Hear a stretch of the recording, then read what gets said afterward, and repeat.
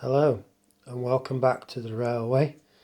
This is part 3, continuing the story of 01 and my new layout, a Triang based layout. Where we are now is phase 3 is now installed of 01 onto this railway. As you can see, the console is powered up, the Micromimic, and it's sitting on top of 01, which is also ready, and I can put it to work. What I'll do in a moment is show you exactly where we are and what I've managed to achieve. Just to remind you, on this occasion I'm not controlling the locomotives with the system, but I am using the Micromimic facility phase 3 of 01 to control points and signals and lighting, and also making use of the phase 3 Micromimic display panels. I'm going to take you over now and show you what I've achieved. Bear with me. Okay, here we are. Phase 3 of 01 installed. As you can see, all the LEDs, I hope it shows up on the video, but all the LEDs are now powered and working. In fact, if I take the lights out for a second, you should be able to see it a bit better. Hopefully that's now showing up on camera. I'll just take you in and you can see the LEDs are now lit up, and these indicate the points, of switching of the points, which way they're switched, and also it shows you the status of my colour light signals that are on the layout. This layout has very few buildings, which I'll show you in a second, because as I mentioned in my previous video, this layout was constructed purely for running, which you may remember. So without further ado, I'll now show you the layout and what I've constructed so far. Bear with me. Okay, you'll recognise a lot of the products, I'm sure. This is the layout.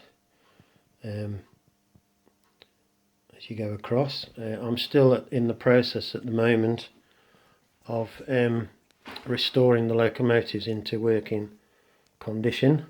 Just let me put some light on, so we got that's better, and then hopefully that will show up on the camera even better. Now we've got a bit of light again. You can see 01 there on the side of the control panel with my H&Ms there. You might also notice the Bell signal set, which is also installed on the layout. I was quite pleased to get one of those. They're quite rare now, and it does work. I'll perhaps show you that in a moment, but first of all I'll give you another sweep of the layout so you can see it, how it's progressing. Hope you like it. I'm very pleased with it. I've still got a few things to do. The layout, if anybody's wondering, it is laid on cork sheet, which I glued to the surface of the baseboards before I started to lay the track work, and it really does help with the sound, cushioning the sound, and also it's a nice smooth surface for the trains to run on. So there we are.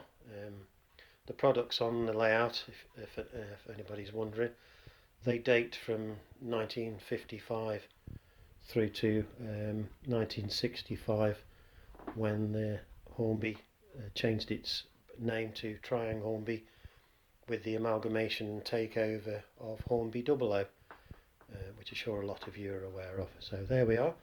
That's my layout as it stands. The colour light signals operate from 01, and I'll show you how that works. You use the keyboard here, and you if you know the number sequence of the accessory you're operating, you should be able to switch that by keying in the number. So I'm going to key in now 24, which you just press 24, and then the operational controls here determine direction. So if I press that now, if I get the right one, yeah, it's going to be the other end of the layout. Even I'm forgetful. You may be able to see the green colour light now. If I press the opposite direction on the keyboard, you'll see that change colour there. So I'll do it back again to green, and then on the panel here, if I can show you, when you operate that signal, which I'm going to do now, you should see the panel change, and hopefully you've seen that switch. It's the far left hand LED. Now that it's set at danger, as you can see on the layout, it's indicating that it's set at danger on the panel because the LED is away from the track. When I switch it to green line clear, you will see the LED move onto the line to say that that signal is set to clear, which means that the train can proceed along that section of track. And if I take you up to the signal, you'll see the signal is green. That's how it works. On the console itself, it will remind me that the last operation, as you can see in the light up display here, was 24, and it shows you the direction in which I threw that, and that direction also corresponds to the direction on the display panel. So I know now, looking at that at a glance, that because it's set to the right, that signal is set at green, clear. If I then operate it back, you'll see that LED change there back, and that's now still on 24, and it has changed the signal to red, and it's also put the panel to red on this LED here. It does the same thing for your points. So if I show you operating number 1 point, I press number 1 and operate the direction. You should have seen that point change there. Take you to the panel, it shows number 1 and the direction in which I threw it, operating from the keyboard here. And then going across again, apologies for moving the camera, you will see that that LED there is now switched, telling me that the point is set for the train to travel across the crossover there. And if I take you back up to the point itself, you can see that point is indeed set for the crossover. And there you have it. That is how 01 Micromimic operates the LED panels.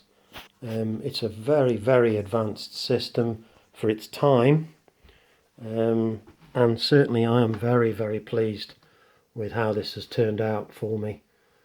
First time I've ever constructed a layout incorporating this system. So phase 3 definitely has the thumbs up for me in terms of its ability. There was a few teething troubles for me with the console itself. If you look at my previous videos, it will explain there what's involved in replacing the backup battery inside the unit, which after time does leak and corrode. But once you sorted that little problem out, it's fine. It works really well.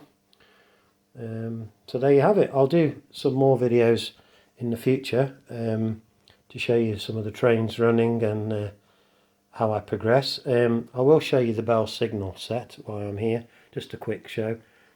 You operate it here, you press it, and it rings the bell on the other unit, so you're in touch.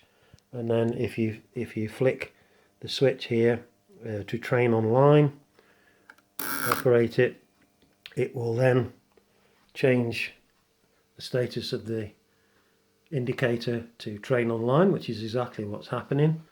And if you then operate this one to confirm that the train is on the line, you will see on this one it's displaying that.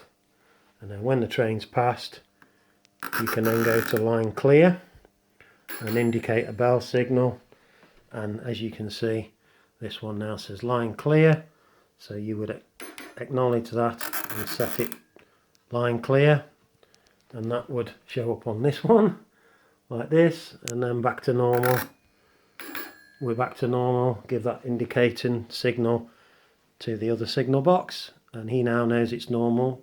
The indicator's pointing to normal, so you would then switch that back and acknowledge it, and when you go back, it's back to normal. So that's a little brief explanation of how that works, just to show you. And then the other item on the layout that might be of particular interest, if I can zoom in, is that's a 1950s Trix signal box, which I'm very fond of. I had one as a child, found it fascinating, and I managed to acquire in later years a couple more of them, and they're now scattered around the layout. And these are wonderful things.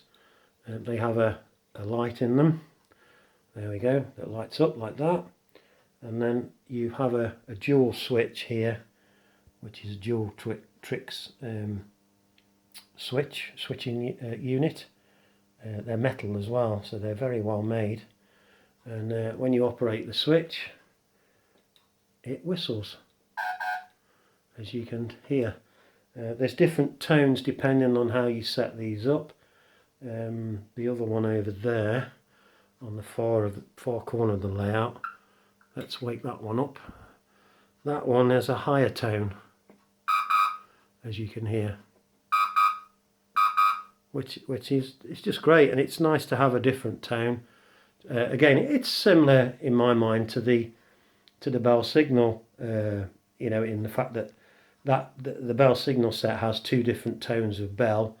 One is a slightly louder different tone to the other, and the Trix signal boxes, I set them up with different whistle tones, purely to, you know, to show that they're capable of different sound, which is quite nice. So there you have it. The other thing on there that I've restored is one of the very first turntables that was manufactured by Triang, again back in the 1950s. That took a bit of work to restore it, but that functions as well. I'll see if I can coax that into operation. Yeah, there we go.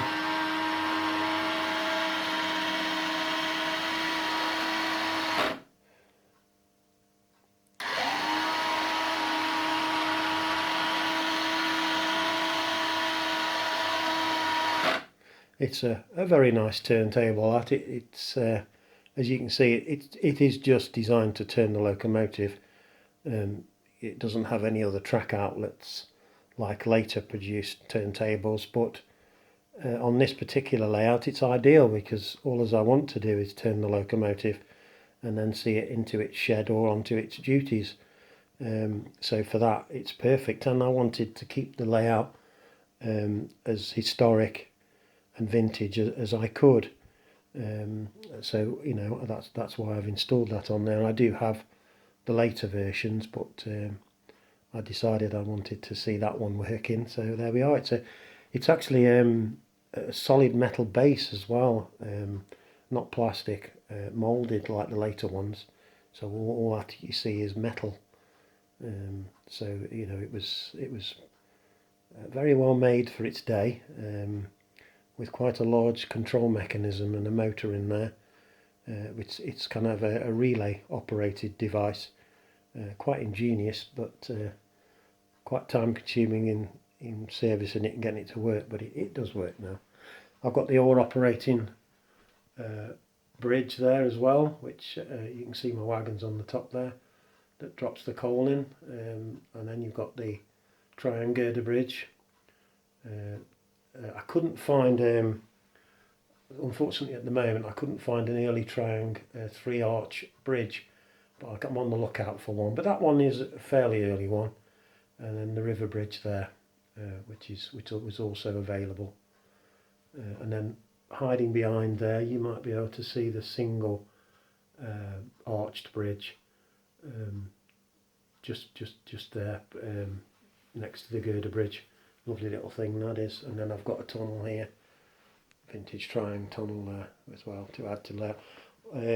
The other exciting features on here are the Royal Mail pick up and drop off points, which are scattered about the place.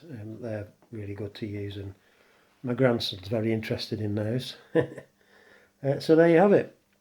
You may have noticed one other thing I've forgot to mention is the catenary. It has catenary on the layout as well. The early catenary system, and the locomotives can operate from that, which I have had them running under the wire.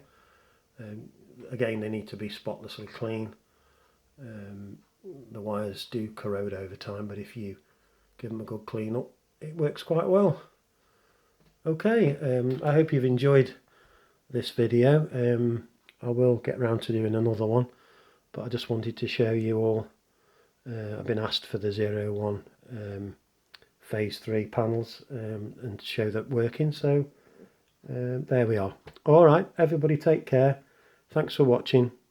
All the best. Bye for now.